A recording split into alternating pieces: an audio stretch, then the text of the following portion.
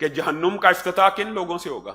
قاری قرآن سے، مجاہد سے، سخی سے، تینوں اللہ کے لیے کام کرنے کی بجائے اپنے نفس کی تسکین کے لیے اور اپنی ذات کی بڑھوتری کے لیے. اس لیے میں نے آپ کو کہا تھا ریاکاری بھی اعجاب النفس ہی کی ایک بگڑی ہوئی شکل ہوتی ہے. ریاکاری بنیادی طور پہ انسان اپنی ہی محک کی تسکین کر رہا ہوتا ہے.